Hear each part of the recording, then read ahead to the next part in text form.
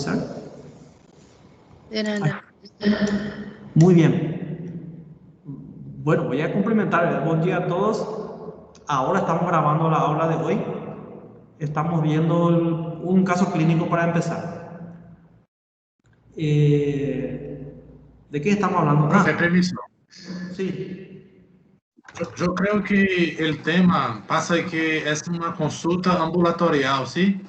No es nada de urgencia y el paciente está todavía escogiendo, está a elegir el médico y el hospital que va a hacer el procedimiento. Entonces, de ahí pueden decir, oh, acá no. Si no quieres hacer la transfusión, acá no, va a procurar otro, sí, solo porque ele está asintomático y está todavía en consulta ambulatorial. Pasa que es una cirugía electiva, nada de... Entonces, de ahí va a valer todo. Buena observación, excelente. Así mismo, porque una cirugía programada puede ser, tenés razón, porque aquí, por ejemplo, la Constitución Nacional, que está por sobre toda cosa, primero está la vida. Entonces, aquí en Paraguay sí, si hay un problema judicial, en la Constitución Nacional garantiza la vida primero.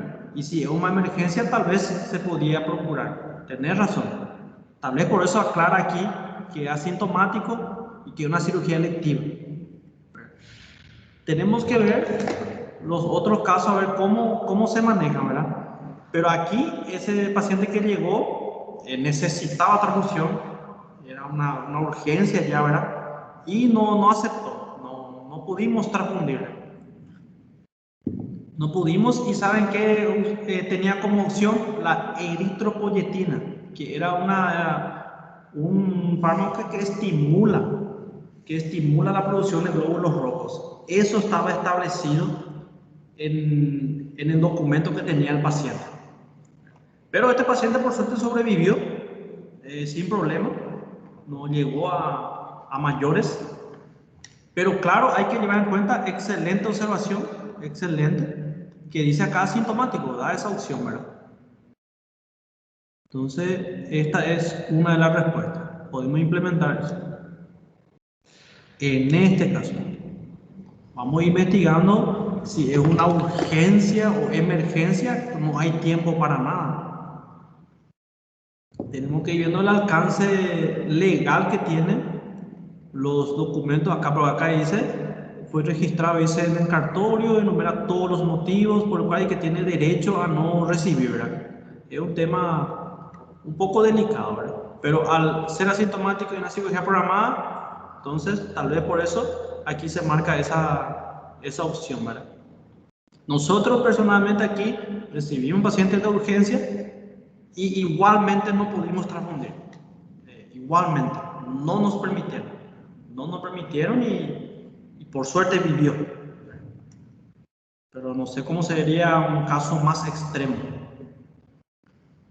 Bueno, entonces en esta cuestión en sí sería la respuesta a esta letra B. Bueno, vamos a otra pregunta también, un ejemplo nomás de la CONAREM, ¿verdad? ¿Cómo se presentan? Estas son preguntas generales. Después vamos a ver los temas por patología. Clasificación de las heridas. Seguro que ya oyeron hablar mucho. Limpia, contaminada, contaminada y sucia. Son la clasificación de las heridas quirúrgicas. ¿Y por qué es importante saber?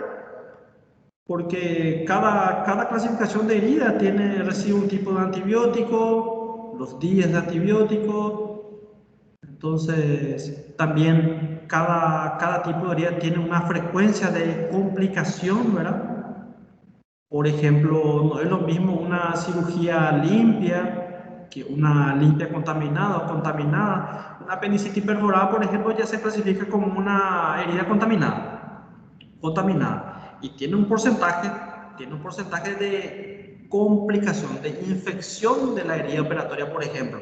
Ustedes saben que la apendicitis puede tener una complicación en la herida que es absceso de pared, se llama. Se forma pus en la herida, en la incisión de Mabrune, y hay un porcentaje de hasta 20%, si bien no recuerdo, 10 a 20% de probabilidad. ¿Y para qué queremos saber eso? Si viene un paciente, le opera una apendicitis, entonces se le explica al paciente que hay esa posibilidad de que se contamine, que se infecte esa herida. Entonces el paciente, si por ahí se infecta, ya está preparado y ya sabe. Porque, ¿qué ocurre? Una vez me tocó ver a un paciente así que vino con absceso de pared, se operó de apendicitis y vino y me dijo, doctor, otro doctor lo operó, me dijo, ¿qué pasó? Me dijo, ¿por qué estoy así? Me dijo, ¿será que me operaron mal? Que me hicieron mal la cirugía. Eso es lo primero que piensa el paciente.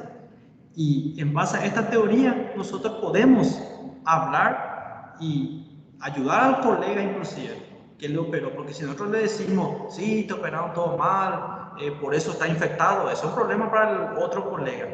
Y recuerdo que le apliqué este conocimiento, le dije que justamente las heridas cómo son, cómo se clasifican y que sí o sí que hay posibilidad de contaminación. De cada 10 pacientes, por lo menos 2 o 3 presentan esa infección de pared. Entonces, que era normal, o sea, que era una complicación normal. Entonces, estos son conocimientos generales que vamos viviendo poco a poco. Vamos viviendo poco a poco. ¿Está bien? Hay cirugías, por ejemplo, consideradas limpias. Una hernia, por ejemplo, con todos los mecanismos de asepsia, antisepsia, se considera una cirugía limpia. ¿Y para qué queremos saber eso? Algunos cirujanos operan, colocan solo antibióticos profilácticos y ya. En su postoperatorio se va a su casa sin antibiótico. ¿Alguien ya oyó hablar de eso? ¿Alguien ya vio un paciente con hernia, por ejemplo, que se fue en su casa de alta sin antibiótico? ¿Ya vieron algunos? ¿Ya oyeron hablar? No. Práctica no tuvieron mucho vocês, ¿verdad? Prácticamente. Práctica hospitalaria. Nada. Nada, doctor. Nada.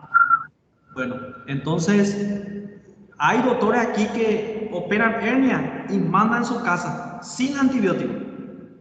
¿Por qué? Porque esta clasificación, por esta clasificación, ¿verdad? Pero yo personalmente, y ustedes también cuando vean la realidad, yo creo que todos mandarían con un antibiótico. ¿Por qué? Porque eso sería un paciente ideal que hace su curativo todos los días, ¿verdad? Se cuida la alimentación, reposa, entonces la herida puede curar tranquilamente con antibiótico profiláctico nomás. Un antibiótico antes de la cirugía o antes, nada más. Pero nuestra realidad es distinta. Nuestros pacientes a veces no hacen curativo o hacen ellos mismos en su casa o empiezan ya a movilizarse, a trabajar después de 1 o 2 días por la necesidad, ¿verdad? Y finalmente termina infectando la herida. Entonces, ¿qué es mejor? ¿Dar un antibiótico que tome horario profiláctico por las dudas o dejar así? Yo he visto mucho. Prof, uma questão. Quando vai se fazer a cirurgia, deve fazer antibiótico profilaxia. Sim. E para fazer antibiótico profilaxia, deve se classificar realmente a cirurgia se ela é limpa, contaminada, potencialmente contaminada, entre outros fatores. Então, a antibiótico terapêutica pós-cirurgia não é somente depois de ter classificado a cirurgia nesses itens, porque, por exemplo, se é uma cirurgia de hérnia limpa, onde o paciente tem boa saúde, geralmente não se prescreve antibiótico pós-cirúrgico. Así mismo, no se prescribe. Pero, claro, esa es la teoría. Espectacular. Si alguien pregunta en la prueba o algún otro lugar, esa es la respuesta. Pero yo simplemente estoy hablando de la realidad, digámosle, socioeconómico, cultural de nuestros pacientes que no se cuidan y terminan contaminándose, terminan infectando, porque una ferida ya es una puerta de entrada. Ya sabemos que cualquier cosa, un folículo piloso que arrancamos, es una puerta de entrada, ¿verdad? Entonces, para prever más y asegurar, yo y varios otros cirujanos siempre dan antibiótico postoperatorio. Por más que, así como usted fala, teóricamente ya no está indicado. Pero a veces, conociendo cómo son nuestros pacientes, preferimos indicar. Pero tenés razón, perfecto. Inclusive las cirugías traumatológicas son consideradas, bueno, si es no una fractura expuesta, una cirugía limpia. Entonces, ¿qué hacen los traumatologistas? Colocan un curativo, no sé si ya vieron, y le dicen, bueno, este curativo vamos a llegar de aquí a una semana. No sé si ya vieron hablar, hay cirugías que le colocan curativo, un lindo curativo con adhesivo, no con esas gasas así, adhesivo lindo, y después termina infectándose. Yo ya he visto piernas, brazos postoperados traumatológicos que terminan infectándose. Por más que no está indicado dar antibiótico, yo personalmente daría, ¿verdad? Pero claro, para una prueba ya saben que no hace falta. ¿Bien? Bueno, entonces, esta es una idea para que ustedes puedan ir viendo también. Vamos a ver la aula acá. Voy a descargar este abdomen agudo. Profe, todas las cuestiones van a ser discutidas acá entre nosotros. Justamente, gracias por preguntar. Ese es una propuesta que quiero ofrecerle a ustedes, si aceptan.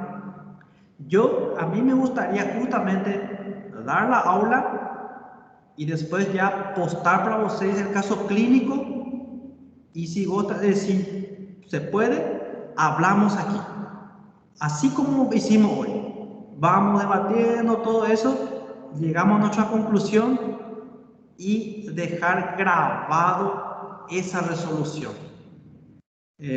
Resolución de temas de reválida. Podemos poner, publicamos en la plataforma, yo tengo un canal de YouTube y para usted va a ser importante. Entonces, aquel que quiere participar sería espectacular, y así vamos aportando un conocimiento, una experiencia, y va a quedar, creo que va a quedar bonito, va a quedar bien.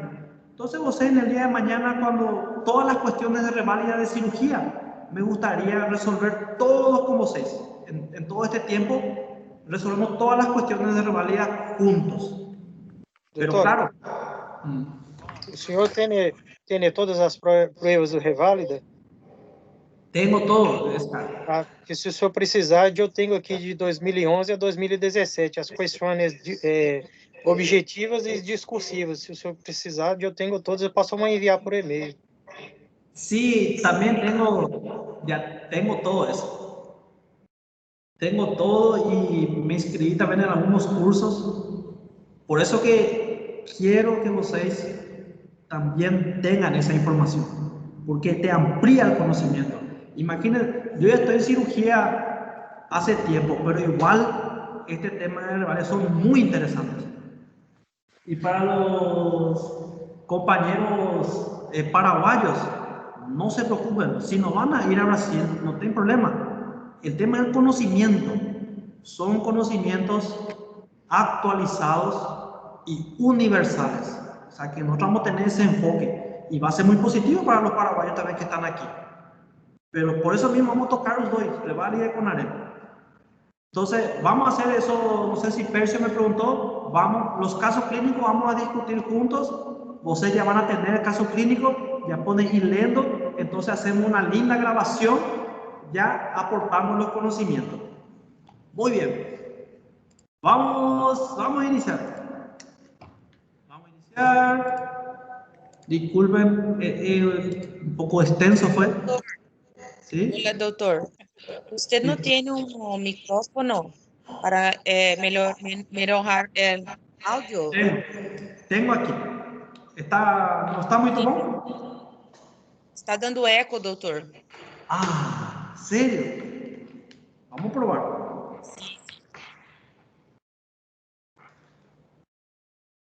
Doutor, me escucha? Hola, sí escucho.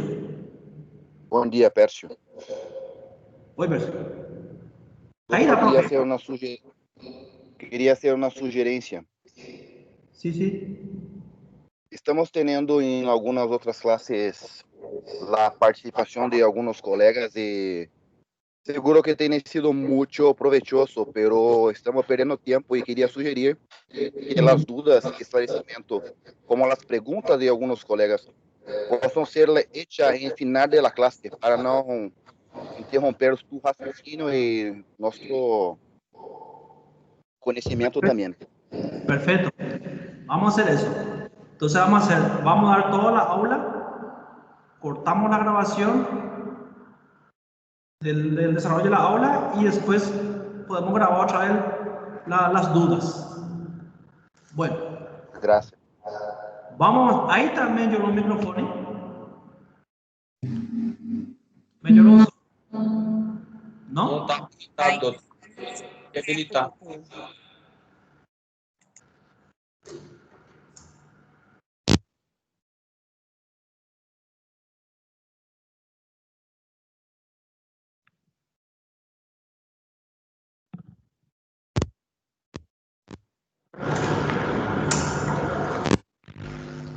Ahí, ¿cómo están? Bien, bien. Mucho mejor, mucho mejor. Bueno. Gracias. Vamos. Sin más pérdida de tiempo, entonces vamos a avanzar. Abdomen agudo. Ustedes ya saben, ya abdomen agudo ya creo que ya se dio, por eso vamos a dar como un repaso. ¿Qué debemos saber ahí? Entonces, miren, casos frecuentes son muy frecuentes en urgencia. Siempre un paciente va al hospital cuando un dolor persiste más de 6 horas, cuando es intenso, o si no, no va al hospital. Entonces, es motivo de consulta muy frecuente, ¿verdad? Aquí, miren, a lo interesante, por más que no van a ser cirujanos o cosas así, es esencial para todo médico. Tenemos que saber, tenemos que conocer, por lo menos para direccionar. Tenemos que saber identificar. Dice, hay diversas enfermedades graves ahí que ponen en riesgo la vida del paciente. Entonces, lo principal es, por lo menos, diagnosticar, tener una hipótesis diagnóstica y, si hay un problema, derivar. Esto, miren lo que es interesante. Este nos ayuda a todos. De difícil diagnóstico. Hay un porcentaje de abdomen agudo no diagnosticado. En su etiología, por ejemplo, ¿verdad? Inclusive que pasa desapercibido. Entonces, ¿por qué les digo que esto nos ayuda? En caso de que algún día venga un paciente y tal vez ustedes evalúen o yo le evalúo y no parece un abdomen agudo, si le mandamos la casa o algún otro problema sucede, al menos está registrado estadísticamente que un cierto porcentaje inclusive no se llega al diagnóstico. A veces tenemos que terminar una laparotomía o operando al paciente para diagnosticar. Entonces, eso es un poco positivo. No es que tenemos que ser una especie de Dr. House que sí o sí tenemos que saber. No. Está escrito, está edificado y eso nos avala en todos los sentidos. ¿Verdad? Y aquí miren, dice tiene repercusión médico-legal. Claro, un paciente que viene con una apendicitis y no podemos identificar, le mandamos a su casa.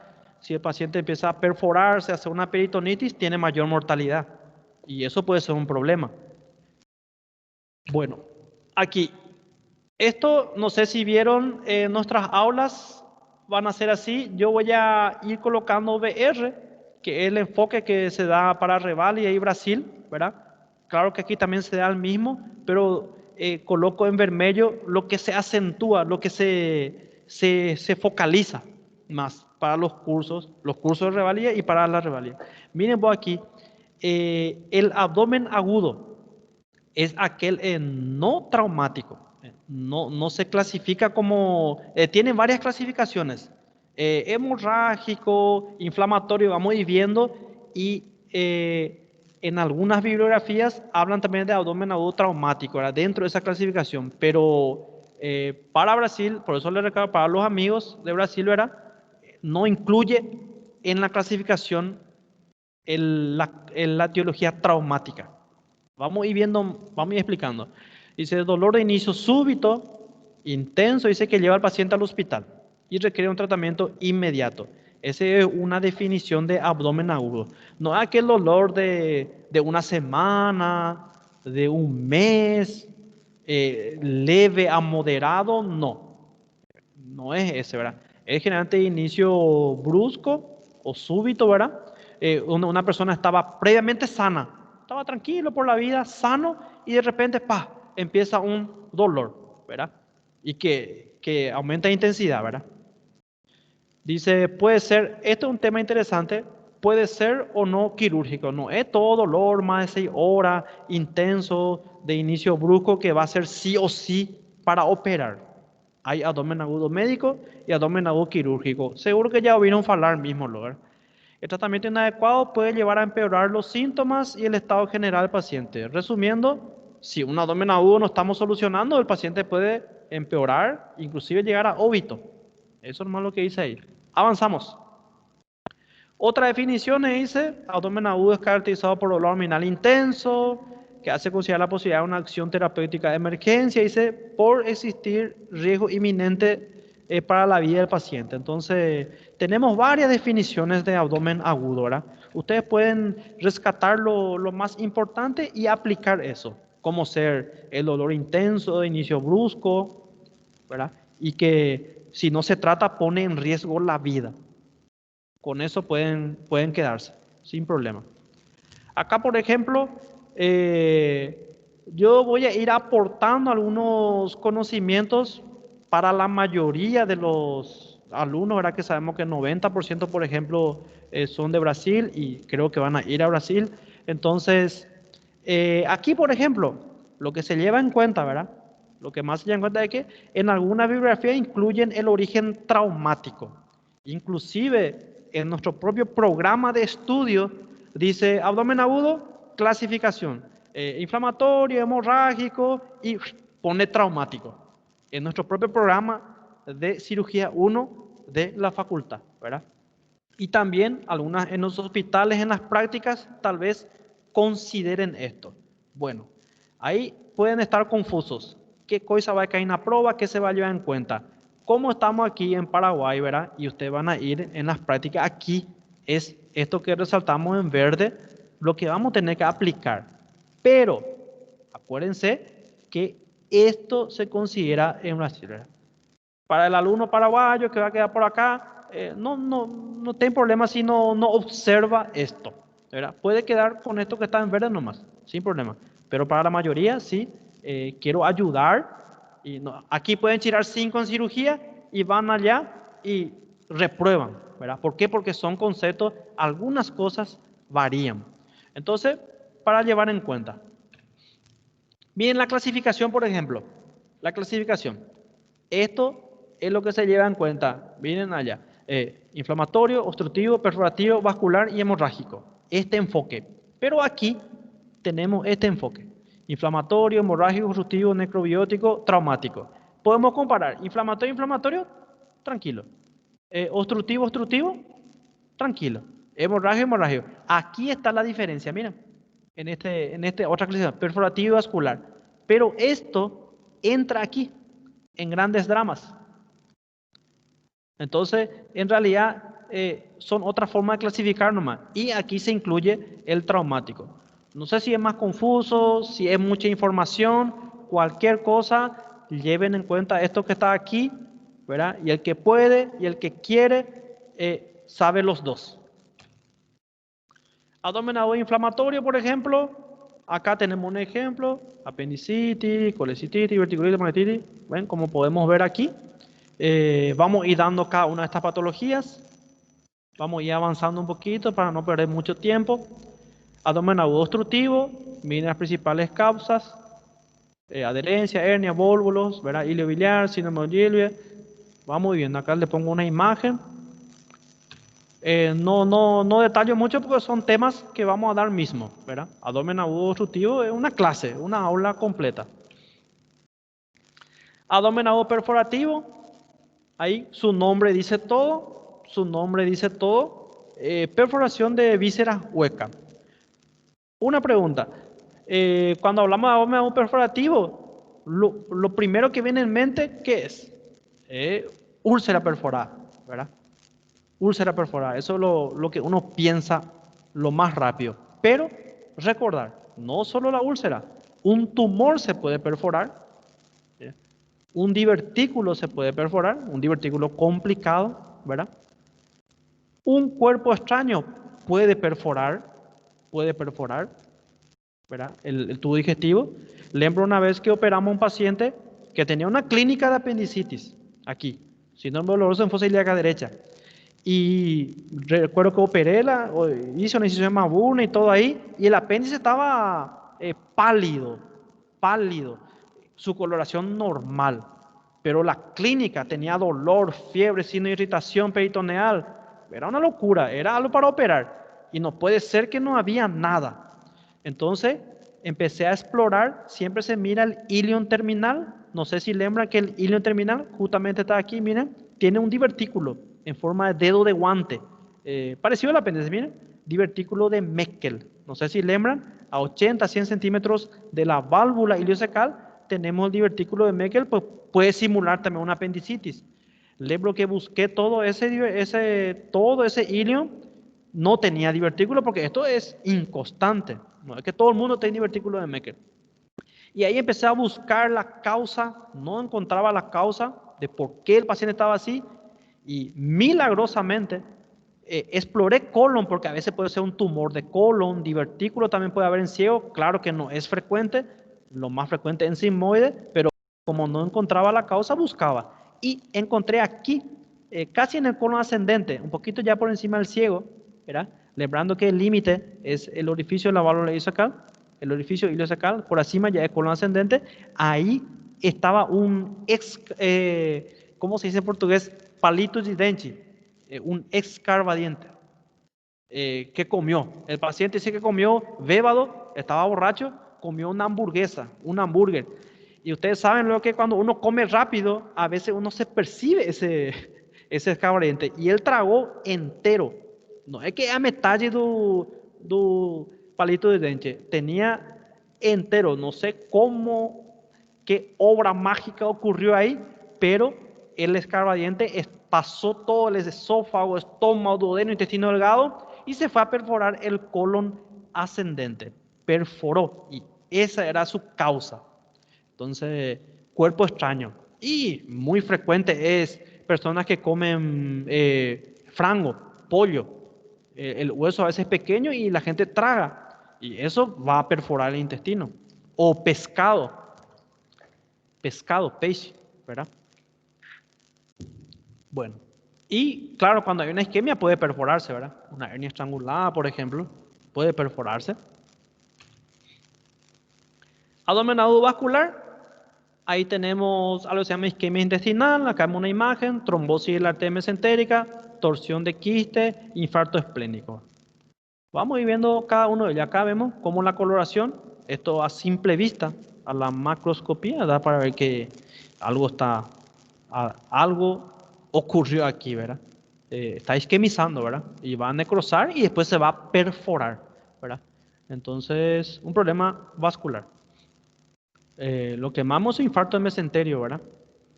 Que se clasifica aquí como grandes dramas abdominales. Abdomen agudo necrobiótico.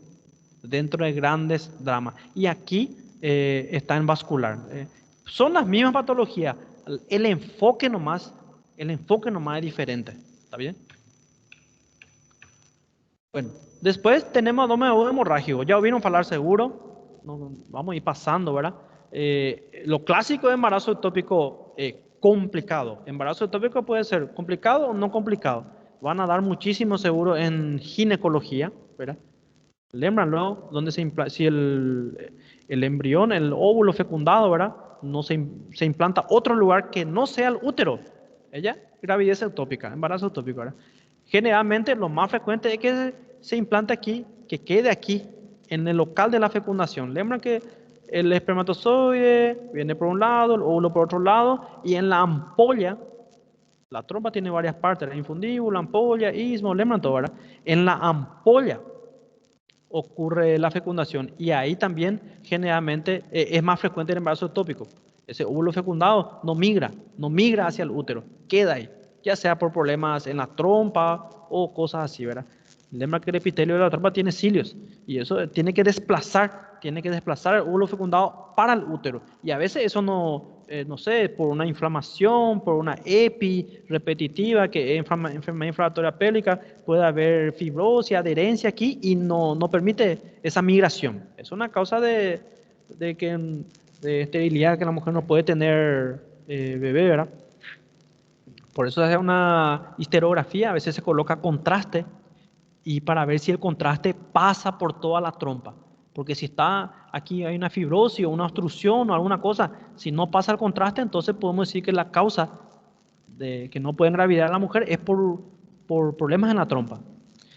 En fin, ocurre mucho este embarazo ectópico en pacientes con antecedentes de enfermedad inflamatoria pélvica.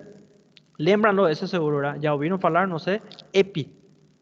Como hay inflamación a repetición, ahí ya crea una fibrosis. Bueno, en fin, embarazo ectópico complicado es un ejemplo de abdomen agudo hemorrágico, ¿verdad? Que puede llevar a la muerte fácilmente. Rotura de aneurisma, ni qué decir. Ustedes saben que el corazón bombea como 5 litros por minuto, el gasto cardíaco, ¿verdad?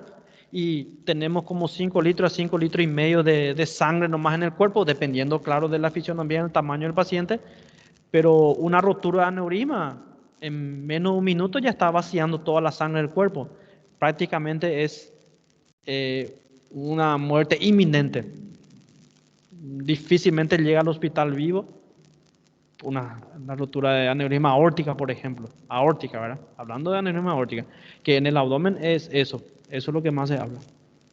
Quiste de ovario roto, necrosis de tumor, endometriosis. Este endometriosis es otro tema también muy frecuente en las mujeres. Endometriosis sería una implantación ectópica del endometrio, o sea, tejido endometrial ectópico, fuera del útero, en otro lugar. Puede haber en muchas partes, en el ovario, en la trompa, ¿verdad? Inclusive hay casos que hay en la mucosa nasal. Entonces, y con cada periodo menstrual, como es sensible a los hormonios, a las hormonas, también puede sangrar, ¿verdad? Esto es muy frecuente después de una cesárea. ¿Por qué? Porque las cesáreas hacen cortes de Van Steel, lembran ese corte, ¿verdad? Y se va abriendo capa por capa, se llega al útero, se secciona el peritoneo del útero, el perimetrio, después se secciona el miometrio y después el endometrio, ¿verdad? Que forma parte de la placenta. Y en esa manipulación, a veces se manipula ese tejido endometrial y se implanta en el sitio quirúrgico, en la zona donde se hizo las incisiones, ¿verdad? Y generalmente el paciente después de un embarazo o una cesárea empieza a tener dolor o inclusive una masa a nivel de la cicatriz operatoria. Y que el dolor y los síntomas se relacionan con cada periodo menstrual. Entonces podemos sospechar de una endometriosis. No sé si estoy hablando muy rápido, si da para entender, me avisan nomás. Estos son temas más de ginecología mismo. Aquí vemos una imagen, miren lo que es este aneurisma de aorta, una rotura, en minutos ya está exsanguinado el paciente, sangrando, difícil de contener, lastimosamente. Hay personas que sufren de aneurisma y esperan lo peor. Los médicos mismos a veces dicen es una bomba de tiempo, son términos que se usan, ¿verdad? Con pacientes de este estilo. Terrible realmente, terrible. Pero bueno, vamos a avanzar. Acá un quiste también, un abdomen agudo hemorrágico, hay que llevar en cuenta si es mujer, si el abdomen agudo hemorrágico es ginecológico. Bueno, muy bien. Vamos avanzando. Manejo inicial dice, tenemos que llegar a un diagnóstico sintomático, por ejemplo, saber si es un síndrome doloroso en fosa ilíaca derecha, síndrome doloroso en epigastrio, porque cada zona tiene sus posibles diagnósticos. Evaluar si el tratamiento inicial, si vamos a observar, si vamos a internar, si vamos a mandarle en su casa. Ese manejo, ese protocolo lo tenemos que lembrar, ¿verdad? Controlar los síntomas, pero ahí al tema de controlar los síntomas tenemos que recordar sobre el dolor, ¿verdad? Después dice ahí direccionar la investigación diagnóstico y buscar un diagnóstico definitivo. Este es un protocolo a seguir. ¿Por qué recordar sobre el dolor? ¿Por qué? Y acá le resalto mismo, porque esto siempre acá en sus prácticas, y cualquier médico que le va preguntando, le va a decir que no calmar el dolor antes de tener el diagnóstico. Eso van a escuchar bastante. ¿Por qué? Porque si calmamos el dolor, y está escrito en los libros, que sin importar que el paciente esté gritando, un poco parece cruel, ¿verdad? Pero está escrito y avalado científicamente que por más que el paciente viene a gritar de dolor, inclusive a veces los familiares vienen y presionan, que es lo primero que dice un familiar cuando viene un paciente con mucho dolor. Doctor, no va a calmar su dolor, doctor, le duele mucho. O el propio paciente dice, quiero calmarme el dolor, por favor, no aguanto, ¿verdad? Pero está escrito que a pesar de eso, tenemos que mantener nuestra conducta y tratar primero de tener al menos una hipótesis diagnóstica, una sospecha diagnóstica, porque si es una apendicitis, por ejemplo, viene y le ponemos un AINES, un ketorolac, que más se usa acá, diclofenac, ketorolac o antiespasmódico, le colocamos, ese dolor puede pasar. Ya vimos casos y casos, inclusive antiespasmódico en gotas. Yo ya he visto que calma el dolor en una apendicitis. Entonces el paciente se le calma el dolor, se va en su casa y sabemos que después de unos días, 1, 2 días, 3 días, dependiendo de la etiología de la apendicitis, porque si es un fecalito, la causa se perfora más rápido. 2 o 3 días ya está perforado ya. Imagínense, le calmamos el dolor, se va en su casa, se perfora su apéndice y vuelve ya con una peritonitis. Entonces, si no tenemos el diagnóstico, no es recomendable calmar el dolor. Pero si es una vesícula, una litiasis vesicular, con un cuadro característico que es dolor tipo cólico en hipocondrio derecho, luego de ingesta de comida grasa, ahí, claro, podemos calmar el dolor y después pedimos un ultrasonido o cosas así. Pero si pensamos en otra patología o no tenemos idea de lo que es, mejor no calmar el dolor. No sé si da para entender. Este protocolo que usan los de la gente de Revalida, ¿está bien? Y en el examen práctico dice que ellos evalúan esto. Entonces, uno de los puntos es controlar los síntomas. Yo le agregué nomás acá, le agregué en verde por eso, que tenemos que recordar igualmente el dolor. Tenemos que recordar. Muy bien. Vamos avanzando. Aquí, este slide está un poco cargado. Está un poco cargado. Pero en resumen, tenemos que lembrar que todo lo que duele en el abdomen no siempre va a estar en el abdomen el problema, ¿verdad?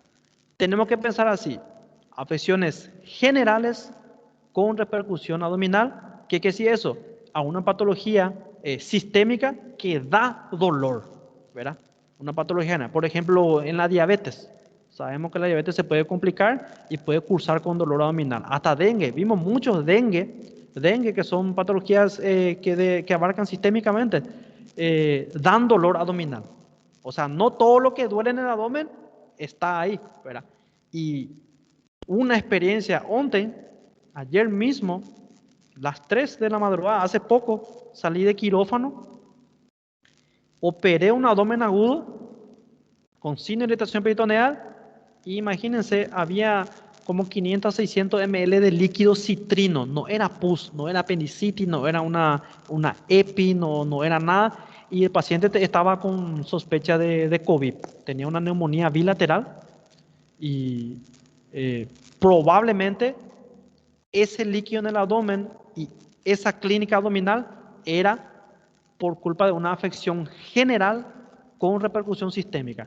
Pero la irritación peritoneal era muy... Vamos a ver después que cuando hay signo de irritación peritoneal, a veces la conducta es explorar. Y bueno, no era un apéndice, no era nada ahí en el abdomen, pero había una peritonitis a causa de quizás un foco extraabdominal. Bueno, entonces recordar, afecciones generales con repercusión abdominal, afecciones torácicas con repercusión abdominal, que si esto, neumonía, infarto, que pueden doler en el abdomen, ya escucharon hablar seguro mucho. Afecciones abdominales de tratamiento médico, que si eso, no todos los problemas en el abdomen son quirúrgicos. Hay problemas que requieren tratamiento médico, una infección urinaria, por ejemplo. No vamos a operar una infección urinaria. Entonces, y acá dice afecciones abdominales de tratamiento quirúrgico, o sea que puede ser varias cosas. Esto siempre se pregunta acá. Cuando viene un paciente con dolor abdominal, ¿cómo tenés que pensar? Así preguntan los doctores. ¿Qué vas a pensar? Y ahí pensás así. Si es una patología sistémica de repercusión abdominal, si es una torácica de repercusión abdominal, y si es algo abdominal, saber si es médico o quirúrgico. No sé si me explico, pero este slide tienen que dominar para su vida práctica. Cuando están en el hospital, viene un paciente y ya tenemos que tener este esquema mental, porque ocurre y es frecuente. A veces la gente entra a operarse y resulta ser una infección urinaria. O sea que un abdomen médico, ¿verdad?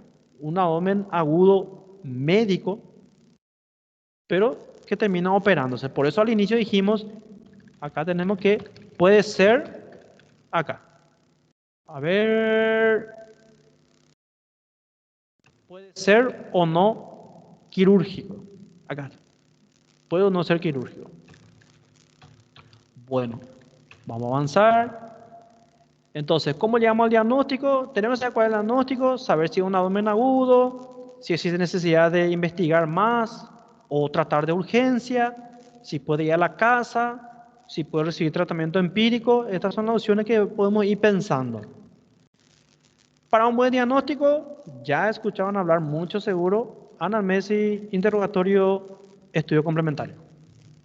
Dolor es un clásico de la semiología. Lembran, la semiología del dolor.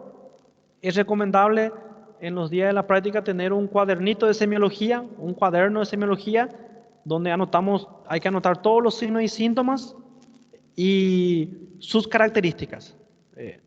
La semiología de los signos y síntomas más frecuentes. ¿Por qué tenemos que tener anotado? Inclusive recomiendo en un cuadernito de bolso para tener en el chaleco. ¿Por qué? Porque es difícil de lembrar todo. Tal vez de dolor podemos lembrar, pero de vómito, fiebre, de la tos, hay muchos signos y síntomas y tenemos que saber sus características. ¿Por qué? Porque esto también se escribe en la historia clínica. Saben que la historia clínica tiene varias partes. Datos personales, motivo de consulta, ¿verdad? Antes del motivo de consulta se dice quién aportó los datos, si merecen fe, ¿verdad? Entonces, en motivo de consulta podemos poner dolor y en antecedentes de la enfermedad actual, AEA, siglas AEA, se coloca la semiología del motivo de consulta. Si vino por dolor, entonces en antecedentes de la enfermedad actual escribimos la semiología del dolor. ¿Y qué sería? Estos ítems. Le preguntamos al paciente. Alicia, una mnemotemia interesante. Antigüedad, localización, intensidad, carácter, irradiación y factor atenuante y agravante. Este también, en otras palabras, lo que está aquí, ¿verdad? Entonces le preguntamos al paciente hace cuánto tiempo, dónde está localizado y si la intensidad se puede medir de 1 al 10, ¿verdad? Y si tiene irradiación, esto creo que ya hablaron alguna vez. Y la duración. Acá, por ejemplo, miren vos, si es leve y tiene varios días, tal vez no sea un abdomen agudo quirúrgico o ni abdomen agudo médico, ¿verdad? Porque miren, varios días. ¿Quién aguanta tantos días un dolor intenso? Aunque hay gente que con peritonitis que aguantan ahí muchos días y vienen ya en shock. Pero bueno, lo más frecuente es que no aguanten, gente que dura varios días, que no sea un abdomen agudo, ¿verdad? Y si es corto el tiempo y aumenta la intensidad, sí podemos pensar, ¿verdad? Vamos a suponer que hay un paciente que dice, ayer empezó el dolor y hoy empezó a aumentar y ya no aguanto, ¿verdad? Entonces, con respecto a la duración se puede ir pensando en ciertos diagnósticos. Factor de mejoría, episodios anteriores. Acá, por ejemplo, decimos siempre, una apendicitis, por ejemplo, esto se coloca en área, antecedente remoto en la enfermedad actual. Ahí ponemos si tuvo cuadro similar anterior. Y hay patologías que siempre tienen área. Los problemas biliares, por ejemplo, viene paciente y dolor hipocondrio derecho, después ingesta de comida grasa, y le decís, ¿es la primera vez? Y te dicen, no, hace 5 años que ando así.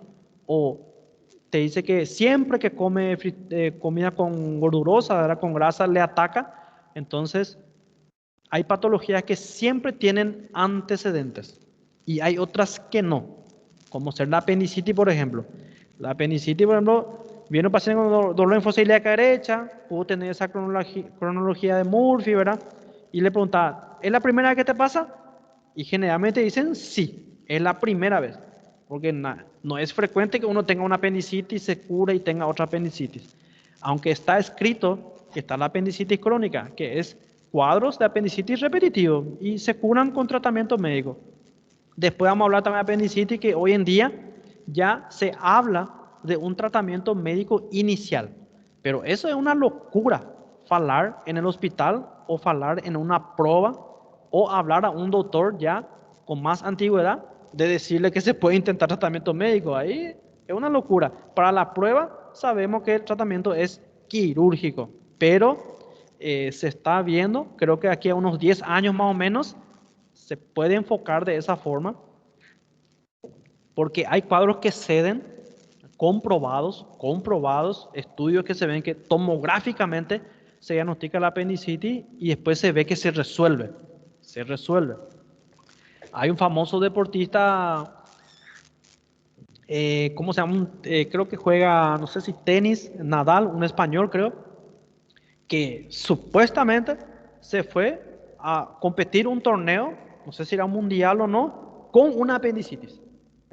Sus médicos le resolvieron después con un tratamiento médico y hizo una cirugía diferida. Después de un tiempo se operó de su apendicitis, ya como, digámosle que fue una apendicitis programada, diferida, ¿verdad? Entonces, supuestamente hay registros tomográficos que sí era una apendicitis. Entonces, pero son excepciones. Entonces aquí, tocando este tema de episodios anteriores, en una apendicitis difícilmente vemos, pero en otras sí.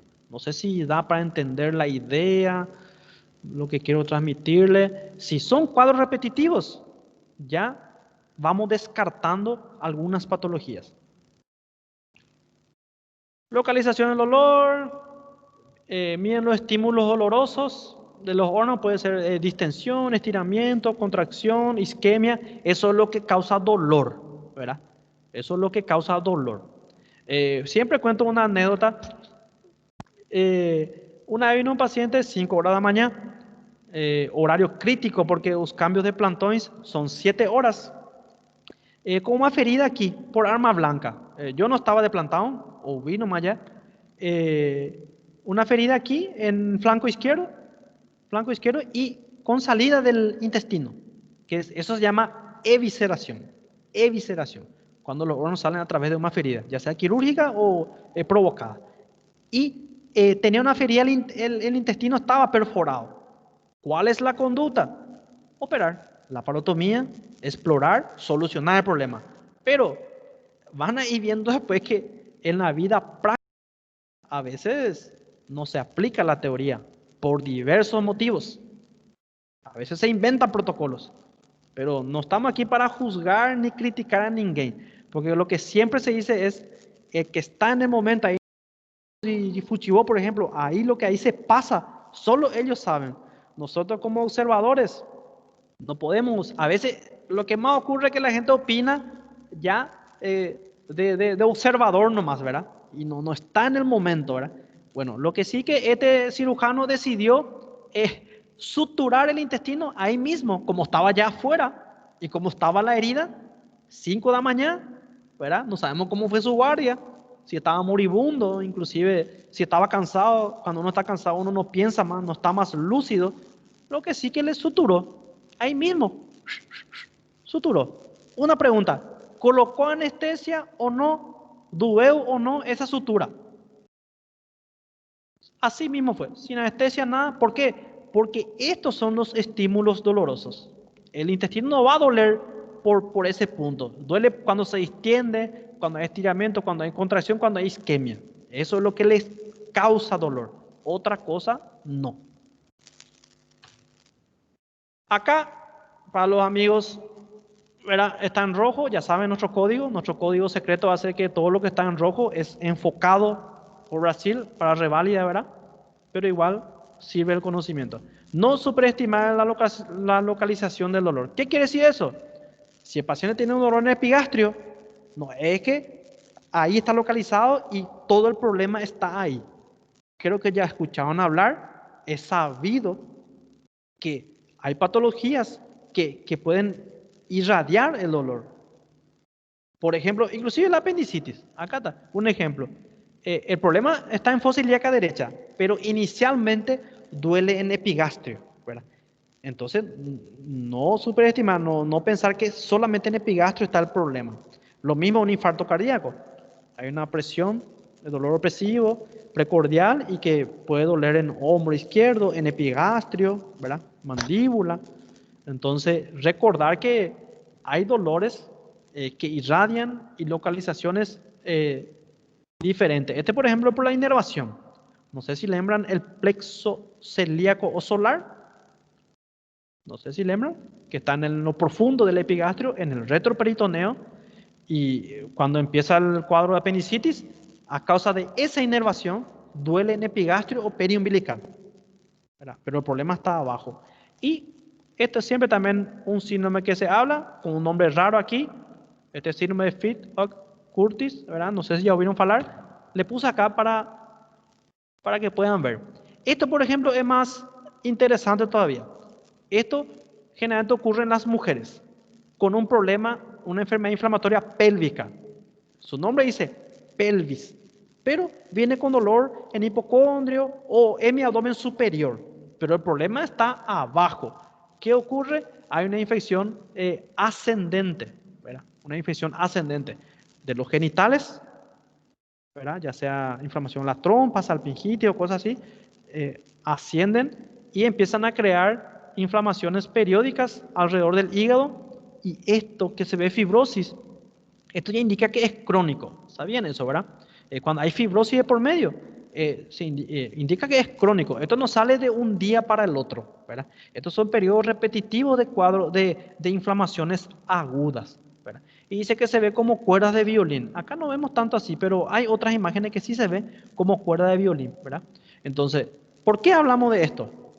Porque el paciente puede venir por dolor en hemiabdomen superior, pero el problema está en la pelvis. Entonces, lembrar que no siempre donde está localizado el dolor, no siempre ahí va a estar el problema. Claro, en la mayoría de las veces sí, pero hay excepciones. Bueno, no sé qué tal están. Estoy hablando muy rápido, parece. ¿Qué horas son? Son 9:40. No sé si vamos a respirar un poquito. Vamos a hacer 2 grabaciones para que no quede muy extenso. No sé si dio para entender algo. Sí, está ótimo, profe. Está excelente, espetacular. Muy rápido y aparte yo considero que son temas que ya oyeron hablar también, por eso nomás. Bueno, si dio para entender, si no hablo mucho rápido, entonces estamos bien, estamos bien. Vamos a respirar un poco, ¿está bien? Por lo menos 15 minutos. Ahora faltan 20 para las 10, tenemos tiempo ainda. Vamos a respirar un poco, ¿está bien? Así toman un café, van a un bañero y después continuamos. Voy a cortar la grabación para que no quede muy extenso.